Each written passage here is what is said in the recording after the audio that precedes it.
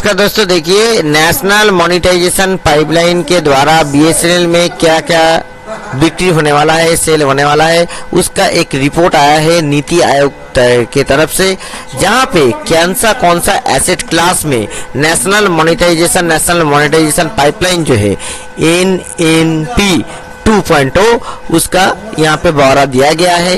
तो जिसमें है कि डार्क फाइबर मोनेटाइजेशन, तो डार्क फाइबर का जो अनयूज्ड पोर्शन है जो ऑलरेडी टेलीकॉम माने प्रोजेक्ट में लग चुका है, तो अनयूज्ड पोर्शन को यहाँ पे बैंडविड्थ इंप्रूवमेंट के लिए, स्पीड सिक्योरिटी के लिए यूज करने का बात बोला गया है।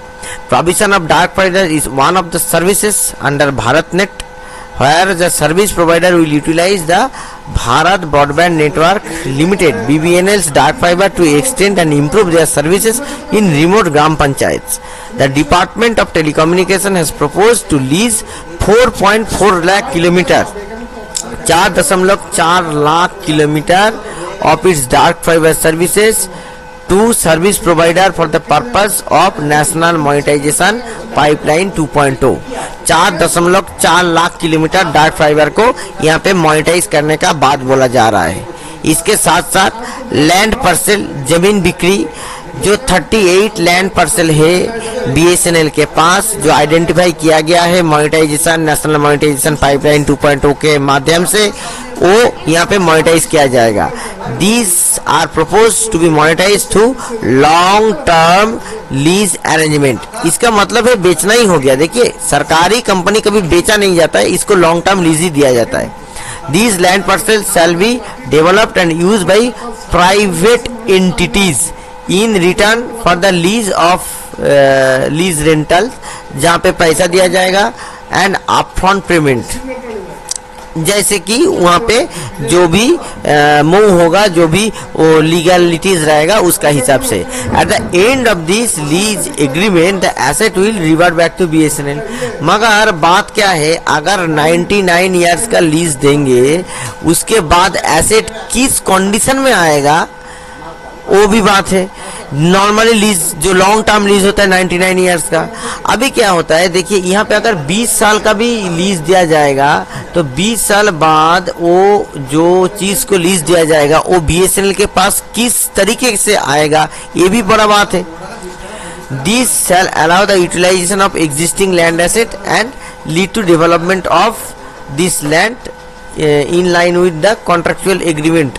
तो देखिए यहाँ पे जो डार्क फाइबर मोनेटाइजेशन का बात बोला गया है, ये 3.4 लाख किलोमीटर का बात बोला गया है, और land parcel 38 land parcel monetization का बात बोला गया है। मोनेटाइजेशन टारगेट, जहाँ पे एसेट क्लास जो है one in the table is use directly in contractual method, किसी को डायरेक्ट कॉन्ट्रेक्चुअल मेथड पे दिया जाएगा, और जो एसेट क्लास 2 में जो है उसको बीएसएनएल लैंड पार्सल को उसको ऐसे किया जाएगा। तो इसका जो प्रोजेक्शन है फाइनेंशियल ईयर 2026 से 2030, FY 2026 से 30 तक, इसका एक रोड मैप यहाँ पे आंकलन किया गया है, जहाँ पे जो डार्क फाइबर मोनेटाइजेशन से 2400 करोड़ रुपया और लैंड पार्सल से भी 2400 करोड़ रुपया, टोटल 4800 करोड़ रुपया, 4800 करोड़ रुपया यहाँ से कमाने का टारगेट है।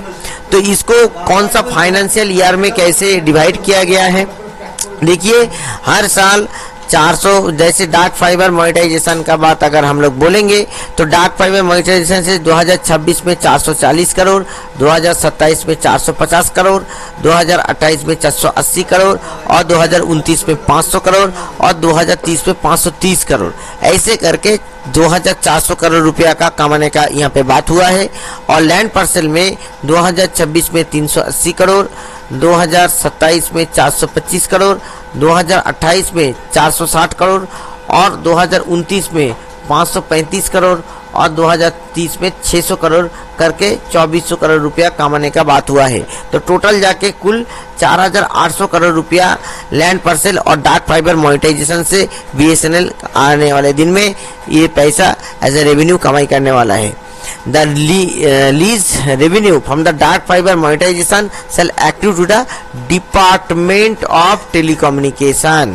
ठीक है, डिपार्टमेंट ऑफ टेलीकम्युनिकेशन पे जाएगा, अल्टीमेटली एक्रूइंग। तो यहाँ पे जो बातें हैं कि ये जो लैंड पार्सल बिक्री करके जो पैसा आएगा, ये पैसा पीएसयू यानी कि बीएसएनएल के पास रहेगा।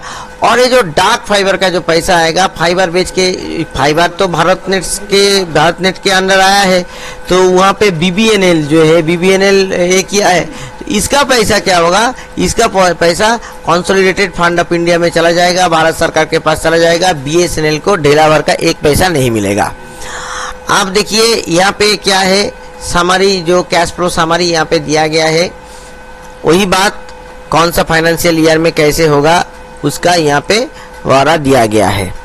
तो 4,800 करोड़ रुपया ऐसे मिलेगा। तो देखिए आने वाले दिन में ये जो नेशनल मॉनिटाइजेशन पाइपलाइन के थ्रू हम लोग देखने वाले हैं कि बहुत सारा जो सरकारी चीज़ है, जो सरकारी चीज़ है, वो सरकारी चीज़ जो निजी हाथों में जाने वाला है। और जो निजी हाथों में जाएगा उसमें क्या होगा, उसमें जो रेट है वो रेट पहले के दरमियान जैसे जो होता था, ये लीजिंग में इसमें रेट कम हो जा रहा है। तो इसमें आखिरकार देखने से जो प्राइवेट कंपनी है, निजी कंपनी, उसको फायदा यहाँ पे पहुँचने वाला है। और जैसे सरकारी कंपनी जो है, सरकारी कंपनी अपना एसेट को कम करने वाला है। और ये जो पैसा है, ये पैसा जो सरकार का जो डिसइन्वेस्टमेंट पॉलिसी है उसके तहत कंसोलिडेशन फंड पे आएगा, उस पैसा का सरकार यूज करेगा। मगर देखा जाएगा तो बीएसएनएल का जो एसेट है वो एसेट मोनेटाइज होके, लीजिंग होके, एसेट का जो क्वांटिटी है वो घटने वाला है आने वाले दिन में।